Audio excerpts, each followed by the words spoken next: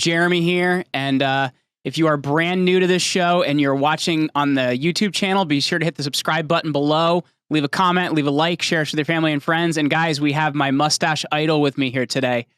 This man has inspired me to grow this tiny mustache I have here, and he is literally one of the coolest people on YouTube. He is really bringing attention to the trades, and he's someone that is doing what he's doing because, frankly, he needed a solution for himself. And he got on YouTube, he started getting views, he started getting attention, and then people started asking him for help.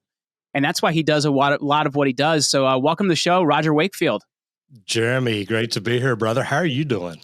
I'm doing all right, man. I know, like I said, I'm not really capable of growing a cool handlebar mustache because it stops growing right at the edges of my mouth, but I'm trying, man. I'm trying this November thing. It looks pretty daggum good. It really does. Great. You're off to a great start. I think I may keep it, surprisingly, because I've actually gotten a lot of like messages and texts and emails like, love the mustache. So I'm like, I guess I got to keep it, man. And it's a cool deal. It really is. Way to go. So for people that may not be familiar with it, I know I kind of gave like a basic of who you are, man, but tell us a little bit about who you are and what you do. Well, I started plumbing in 1980. I quit the middle of my junior year, quit high school, got into plumbing. Luckily, I decided to go back to school. I was far enough ahead that I was still able to graduate with my class. But for that half year of school in that summer, I got into plumbing and I loved it. So after I graduated, I tried a couple of other things, got back into plumbing again, and I've got out of it a few times along the way and tried different things, but I always end up back in plumbing. And now I'm really glad that I am, because there's over 1 million unfilled trades jobs across the United States, and we need people to fill them. And unfortunately, for the last, 20, 30, 40 years, we've told every kid, go to college. If you don't go to college, you're never going to amount to anything. And now, unfortunately, the recruiters have done great there. They've got over $1 trillion in student debt that kids can't afford to pay off, but we don't have people getting into the trades like we should. So I'm starting some courses and classes and training and all kinds of stuff. I'm trying to help people get in the trades. And it started by me doing a YouTube channel to grow a plumbing company that I had. And it just started growing. Social media did. Social media got so big that I sold my plumbing company 2 years ago and got full-time in social media. And it's exploded from there. Well, I think the thing that's interesting, Roger, is that there's this narrative that's been going around for a really long time that, you have to have college to be successful. And if you look at it, the average cost of a 4-year degree is like $145,000 a year, which is wild, man. Because I know, I've been out of school, trying to do the math here, like 15 years now at this point. Yeah, it wasn't 145 grand back then. No, it was like a third of that too, which even looking at that, I think is a little wild. If you wanted that to start a business, nobody's giving it to you. And I guess looking at that, where do you think this idea that you need to have college from being successful, to be successful, like, I think, why is this do people a disservice? Well, my thought is that, most of our parents, a lot of our parents didn't go to college. So we always want better for our children. And I think that that's what started, is we just started telling kids, look, you've got to go to college if you're going to amount to anything. And they always say, well, doctors and lawyers, you can make great money. I had a guy sit across from the table the other day for my podcast. He made $330,000 last year as an HVAC technician. 330 grand. He didn't go to college. He has no student debt. And he got out of high school, tried a bunch of different things. And at the end, I always ask the question. So if you could go back and talk to yourself that first day you walked out of your house after high school to go to a job, what do you wish you'd have done? And he says, I wish I'd have started the trades right then. He said, I'd be so much further along than I am right now. But even I've done a lot of the comparisons, and doctors and lawyers, start out 70 or 80 grand. Most tradespeople, after you finish your apprenticeship training program, whether it be open shop or union or whatever, you can make $100,000 in 4 or 5 years really easy. But now that 4 or 5 years that it took you to get to that level, in the trades, you're being paid from day one. So and we did an analysis one time when I was in the union, and over a 5-year period of the training program, a student in the union could make between $250,000 and $350,000 over that 5-year period. So they walk out after 5 years having made $250,000. Now they're making $80,000 to $100,000 a year starting out. When a kid out of college comes out with $145,000 in debt, and they're walking into a very entry level position, if they can even get one in what they went to college for. There's so many things about it. It's interesting because actually in my book, that was the thing I focused on a lot, because if you look at college, I think there's a huge fallacy around it. I think I'm trying to remember this from when I researched it, but I think it was like 12% of all people that go to college actually end up working in the major they went to school for. That should be a crime, man. And I think as well, if you look at it, one of the biggest things missing is application, right? Like you get all this theory, but there's no application. I'm almost wondering, Roger, like if we should be going to school less time, like, maybe high school is 2 years and we focus more on a lot of the basics and things like that. I think everyone, whether they end up there as a career, should work in a trade. And I say this as somebody that, all through high school, all through college, all through grad school, I worked for a carpenter and I worked for a painter. And I have learned so many skills that I use to this day, but you also understand the value of hard work. Like, I guess looking at it, do you think everyone should work in a trade? Oh, absolutely. You hear kids talk, well, look, my parents are telling me to go to college and I don't know what I want to be. So they're telling me, look, after a couple of years, you'll figure it out. What if that same person went to work in a trade, like you said, a carpenter, a plumber, an HVAC tech, an electrician, a roofer? There's so many different opportunities out there, but let them get up every day and go to school. Let them figure out, look, do you like working with your hands? You may realize, look, I can get in plumbing. I can open my own business in 7 or 8 years. I can do what I want to do and never have to go to college and take on that student debt. I think that getting into the trades for a year or two, I did this with my little brother. My little brother graduated high school. I got him a job for the summer. And actually, I think it was the summer after his junior year. He worked with me and I wore him out. I gave him the shovel. I gave him the grunt work. I made him carry water heaters 3 floors up. By the end of the summer, he said, look, I'm going to college. He said, that hard work ain't for me. Now, think about this. He went to school, got a degree in marketing, a degree in microbiology, but now he's an IT. He's a VP of IT for a large financial firm, makes great money. He worked up the ladder, but never did anything that he went to college for. It's so wild, man, because I know like the thing I really like about like the trades world is like apprenticeships for every trade is a thing. And if you look at all careers and how they used to function, right? And I'm talking about like before the Industrial Revolution, any career you wanted to go in, you had an apprenticeship. And I think the thing that people forget, I often compare it to like the seminary, because I went to a Catholic college. I know a lot of guys that were in the seminary and a lot of guys that didn't finish the seminary, because it serves 2 purposes: to actually make you a priest or tell you, you probably shouldn't be doing this because you like ladies too much or whatever it may be. Absolutely.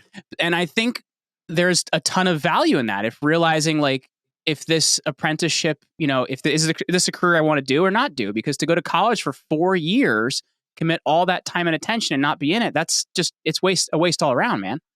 I love that you talked about application a while ago. My first coach was Michael Gerber. One of the very first things I learned from Michael Gerber, he says, look, we send people to college to be doctors and lawyers and CPAs and stuff like that. We never teach them anything about opening or running a business. And you talked about application. If you go to a trade school or you go out and get a job, you don't even have to go to a trade school. You go out and get a job either at an open shop company or a union, whichever way you choose to go. You're studying application every single day for 4 or 5 years. Yes. And that's why in 4 or 5 years, a good trade person is going to make $100,000 a year from then on. I look back at mine from when I was an instructor. I started making $100,000 a year in about 99, and it slowly moved up. But man, that's without an education. Well, I guess when we're looking at like, someone that's a good fit for the trades, right? Because I think everybody should have that experience. And I think everybody should do something, but there's some people that should do it as a career and some that shouldn't. And I guess when we're looking at the traits of that person, I know like interestingly enough, whenever I call the plumbing company and I call the get something handled on a certain side of my house where all my heating vents are, I'm like, please send the skinny plumber because he's the only one that can get underneath everything to get to the plumbing on that side of the You house. bet. I But get it. I guess other than being, like when we're looking other than physical traits, what are kind of the actual like characteristics and like, let's say mental traits of somebody that's going to be a really good fit for trades? Well, we know it's funny because those same plumbing companies you called have called me and says Jeremy uses you as a reference. If they're as big as Roger, don't send them out. Okay. So, It's okay, maybe wild though, not. man. Like our HVAC vents are all like 1.5 feet from the ground on the one side of my house because my house is like 110 years old. Yeah. And I'm like, listen, if this plumber is more than a size 30 waist, he is not getting to the pipes on Yeah. that side of the house. But I anyway, love it. Yeah. And I'm a 34, so I'm not fitting. I'm going to throw that out right now. You look at the traits though. And one thing that I like to do, I like to ask people in the beginning, what do you like? Me, I don't like electricity. I don't like getting shocked. I would have not been a good electrician, or I'd have been the safest electrician in the world. Like, look, I'm never going to get touched by electricity no matter what. The traits that I look for are they mechanically inclined? Jeremy, when I was young, my father had me help him work on the cars. If he was changing the brakes, the starter, the alternator, the fuel pump, it didn't matter. It was like, Raj, come on, grab your shoes, let's go. My dad did the exact same thing, and that was before everything became like computerized in the mid 90s. So like I learned everything the old way. Yes. But people that are good at that, it makes sense that, look, you like working with your hands or you're good at it. You may do well in the trades and not have to go to college. But then if they do like working on stuff, I always ask them, do you like building things or do you like fixing things? And that's really big because if you like building things, getting into construction is amazing. New construction, whether it's commercial or residential. And I go more in depth asking people questions to figure out right where they'll fit. But if you like fixing things, what a great job for a service plumber, one that walks in and wait, your toilet's broken, it's running. Oh, I can take it apart. I can put it back together. I can fix it. It's a completely different mindset. So the analytical part is just huge. And people ask me all the time, am I too big to get in the trades? Am I too old to get in the trades? Not necessarily. Just you may run into a 110-year-old home that you're not going to be able to crawl around under. And you need a skinny apprentice or something like that. I guess when looking at it, I think one of the things we don't really consider, like trades are one of those things that I don't think a lot of people think of until they really need them, right? Like, you know what I mean? Like, and we look at it, there's a lot of things in society that without the trades wouldn't function, right? Like, you look at the bubonic plague. And one of the biggest reasons that happened is because we had terrible sanitation, right? We didn't have good plumbing and things like that. So I guess when you look at it, how important are the trades to society, the fabric of society, really?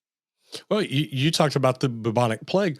What about the Chicago World Fair where people were dying from using the pump getting water?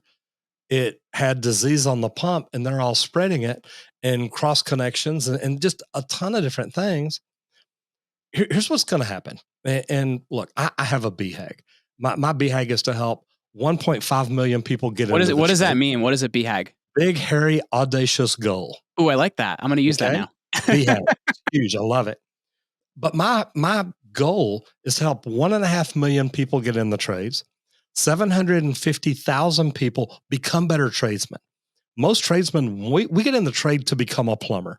Once we become a plumber, we stop learning. And Jeremy, everybody that I talk to goes through that. They're like, well, yeah, man, I'm a licensed electrician now. Just let me go be an electrician. There's so much more to learn to get into the better paying jobs, foreman, superintendent, director of operations, all kinds of things. But then help 500,000 of these people start their own businesses, and then help 250,000 learn to use networking and social media and Google and things like that to really grow their businesses. That's helping 3 million people get into and move up in the trades. Why is that important? If somebody doesn't address this quick and start working on it, 5 or 10 years from now, there's not going to be enough plumbers. The people that do know plumbing are going to be retired and gone. So we're going to revert back to where, look, anybody can do plumbing. Just let them come work on it. Hope they do it safe because we don't want to bring the bubonic plague back. Yes. We don't want to bring scarlet fever back and all these other diseases that plumbers do protect the health of the nation. They talk about it all the time. And to the average customer, it's like, oh man, that's just a great thing to say. But when you talk to doctors, they're like, look, plumbers save more lives every day than doctors by doing things right. Mm. And at the end of the day, it is really that big and it's that true. Roger, I'm curious if you know any stats on this, but like with there being so much focus on college and education and things like that, how has that affected the number of people going into the trades? Is there a big need for people in trades right now? I'm just curious about that. Oh my God, it is huge. Jeremy, right now there's over 1 million unfilled trades jobs across the United States. 1 Wow. million. Okay. I was at a conference the other day and they had just talked to an HVAC guy up in, I don't remember if it was Sacramento or San Francisco. And he said he had 90 open positions right then that he could put licensed HVAC technicians in. Imagine how much money your company's losing if you've got 90 positions you could fill that day. Mm. Okay. Over 1 million unfilled jobs, and that number is growing rapidly. Now, here's the other number.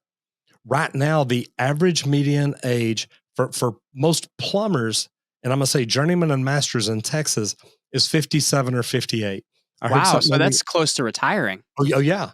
And I Yeah. heard something on the internet the other day. The average age for all tradespeople, carpenters, electricians, roofers, HVAC techs, electricians, every one of us, 55 years old.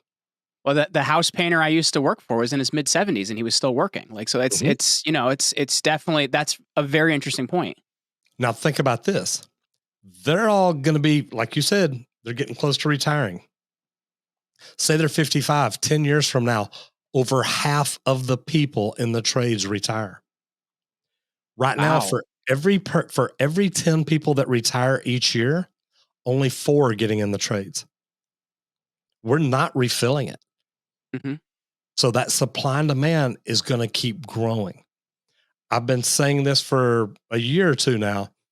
5 years from now, plumbers, electricians, and HVAC techs, the licensed, skilled professionals, are going to be making at least $100 an hour on their check.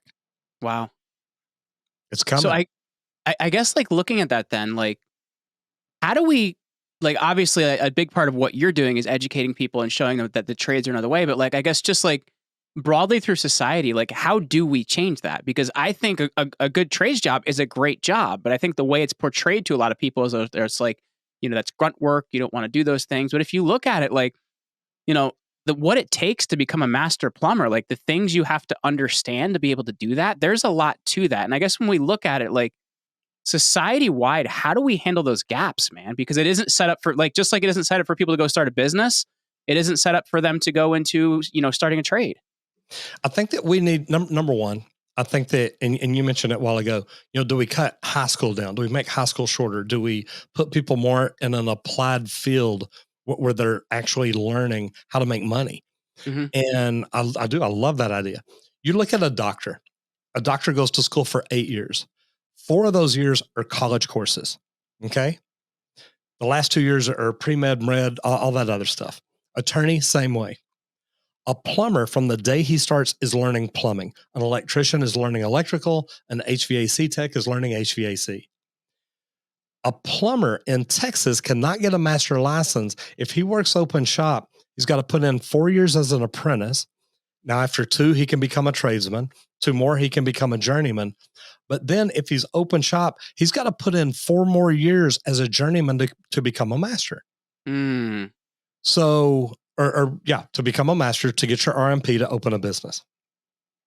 8 years working in the trade to get your master's license. But a doctor can only go to school for 4 years and become a doctor. An attorney can only go to law school for 4 years to become an attorney. I think we've got way too many hours in there. I think that there's a way to cut it down, shrink it down, and we've got to make the process shorter. If you came to me and says, Roger, look, man, I'm thinking about getting in the trades. I want to open my own business. And I'm like, well, Jeremy, it's going to be 8 years before you can open your business. And you're like, yeah, I'll find something else. I'm not waiting 8 years.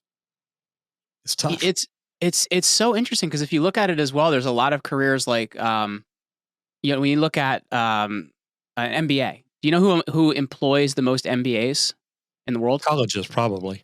The United States government. Seems like Oh, it's there working you out go. real well for them. I just think there's a lot of careers that we put so much focus on education on. And even those, I think, like, marketing, like most marketing, I think you can learn so much more in like a couple months of digital courses than you can in going to college for 4 years to learn marketing. You learn by doing. I think we just as a country, we need to get to more practical learning. I think there's a lot of value in that. Jeremy, take me, for instance, marketing. I have spoken to and done lunch and learns for a couple of different marketing firms. The one that sticks out had, I believe it was 450 offices nationwide, 450 or 250. I'm not, I don't want to exaggerate. Each office had about 20 people in it. They were doing marketing. They were doing websites. They said they were doing social. Their webpage was huge. They do everything. And I did a lunch and learn for them and talked about the way I grow. I was doing more and doing things that they didn't even know about. And remember, look, I'm in the top 0.3% of YouTube. We're over 500. We're almost 600,000 subs. We'll hit 100 million views here in just the next few days. I know nothing about marketing and advertising. Mm-hmm. I know nothing about social media except when I've walked into conferences and got online and learned. Now, I've hired coaches to help me get where I want to be, but look at that. I didn't go to college for this. I spent 4 or 5 years now in front of a computer learning to make videos, and we've done it.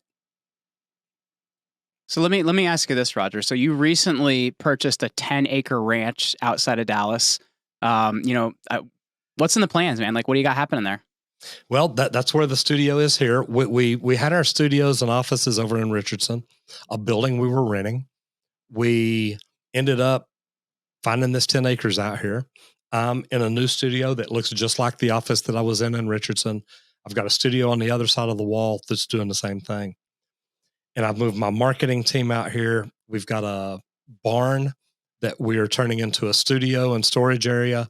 We're going to turn it into the mastermind you and I are in that we stayed in that place in Dallas. I'm going to turn it into a building like that. Oh, that's awesome. Out in front of that, we poured 1,800 square feet of concrete, buried water lines under it with leaks. I acquired a company at the beginning of the year, Leak Pro. And we're going to teach plumbers how to grow their business even better. We're teaching them a specialty. We're teaching them slab leaks, leak detection, leak location, leak isolation, all that. And we're going to build a huge training center here for it. And we're looking forward to it. I get excited about it. Well, for people listening, man, if you've gotten them a little bit excited today and they want to connect and they want to find out more about the trades, man, like how should they do that? How should they connect with you? The best thing to do is go to rogerwakefield.com. I talk about the trades there. I talk about getting into the trades, becoming the best tradesman, opening your own business, using networking, social media, Google, things like that to help grow it. But we're putting together courses right now for YouTube, for social media, for how to make money on social media and how to go deep on Google. And I speak at three types of different conferences around the United States. It's either trades conferences, social media conferences. Here lately, I've been speaking at speaker conferences, teaching people how to get on stage and speak. So, man, those are the kind of things that I've been doing. It's a lot of fun.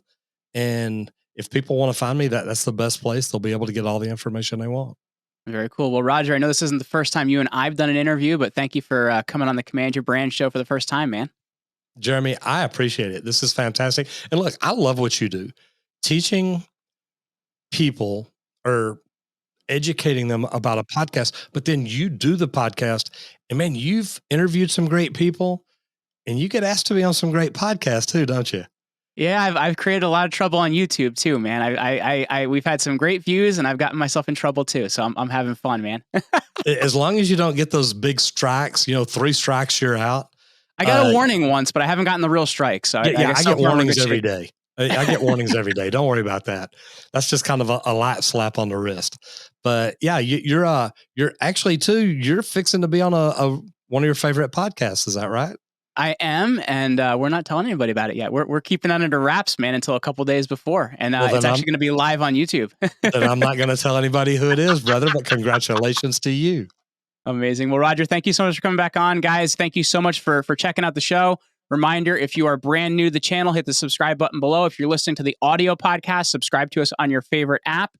And remember, if you're looking for help to command your brand, check us out at commandyourbrand.com. We help you to take control of the podcast world. Roger, thanks for coming on again, man. Thank you, brother. Have a great day.